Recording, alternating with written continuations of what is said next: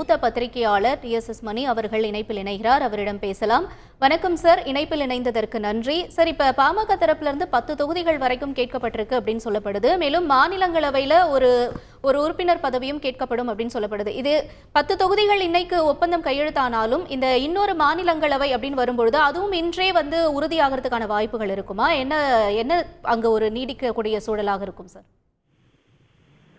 அது அவர்களுக்குள் எப்படின்னு தெரியல. ஆனா விஷயம் என்னன்னு சொன்னா, பாட்டாளி மக்கள் கட்சியை பொறுத்தவரை அதிமுக கூட போயிருச்சு என்ற ஒரு கருத்தும், அடுத்த கட்டம் உடனடியாக நேற்று திடீரென்று மாறி பாஜக பக்கம் போகிறது என்பது உறுதியானது என்பது கூட என்ன, நேற்று போல் இன்று இல்லைன்னு சொல்லி போட்டு சினிமா பாட்டு தான் எல்லாரும் பாடிட்டு இருக்காங்க என்று வரும்பொழுது, இன்னொரு பக்கத்தில் என்ன, இது எந்த அளவுக்கு இயற்கையாக ஒத்து வரும் என்ற கேள்வியையும் கூட பலரும் அந்த பகுதியில கேட்டுக்கிட்டு இருந்தாலும், பாமக இப்ப கேட்கக்கூடிய 10 தொகுதி என்பது பாமகவை பொறுத்தவரை ஒரு 15 to 17 மாவட்டங்களில், இன்னமும் சொல்ல போனால் ஒரு ஒட்டுமொத்த தமிழ்நாட்டில் 5.5 விழுக்காடுனால அந்த பகுதிக்குள்ளேயே எங்களுக்கு 10 விழுக்காட்டுக்கு மேல் 12 விழுக்காடு வரை 15 விழுக்காடு வரை இருக்கக்கூடியது உறுதியாக சொல்லிக் கொண்டிருக்கிறாங்க.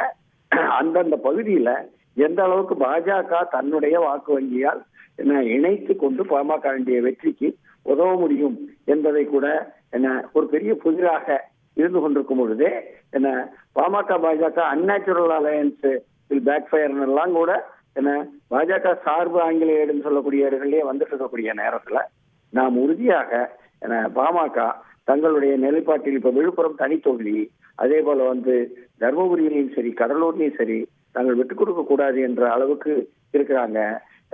சிதம்பரத்துல கூட வின்னருக்கும் ரன்னருக்கும் உள்ளதாகத்தான் மாறி மாறி பாமக வந்தது என்பதை அவர்களே சொல்லுவார்கள்.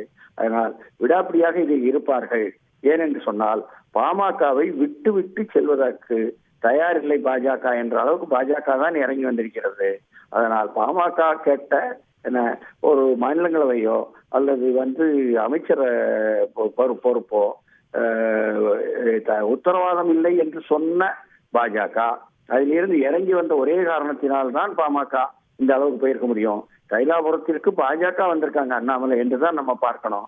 நாம பாஜகவிடம் பாமக போனது என்பதாக கமலாலயத்துக்கு போய் உட்காரல. அதனால உட்கார்ந்த இடமே தைலாபுரம். ஆனால் இது பாமகவின் கைதான் ஓங்கி இருக்கும். அதனால் அவர்களுக்கு ஆதரவாக அவர்களுடைய கருத்துக்கு, ஆலோசனைக்கு, வேண்டுதலுக்கு அல்லது கோரிக்கைக்கு இசைவாகத்தான் பாஜக இறங்கி வரும் என்பதாக நாம் புரிந்து கொள்ளலாம். அதை ஒட்டி சேலத்தில் இன்று வரக்கூடிய மோடியினுடைய நிகழ்ச்சியில் கலந்து கொண்டால் அது பெரிய அளவுக்கு வடக்கு மாவட்டங்களில் சேலம் உட்பட வீச்சாக இருக்கும் என்பதுதான் மோடியினுடைய பாஜகவினுடைய நம்பிக்கை என்பது நமக்கு தெரிகிறது. ஆனாலும் கூட வலுவான சக்தி எங்கே இருக்கிறது என்று பாஜகவிடம் கேட்டால் மேற்கு மண்டலத்தையும் கிழக்கு தெற்கு பகுதியில் தானே சொல்கிறீர்கள், தமிழ்நாட்டின் வடக்கு பகுதியை சொல்லவில்லையே என்று கேட்பவர்களுக்கும் நாம் பதில் சொல்ல முடியாமல் இருக்கிறது. ஆனாலும் கூட பாமகவின் கை ஓங்கி இருப்பதில் இதில் பாஜக பாமக உறவில் நமக்கு தெரிகிறது வெளிப்படையாக. செய்திகளை உடனுக்குடன் தெரிந்து கொள்ள உடனே சப்ஸ்கிரைப் பண்ணுங்க.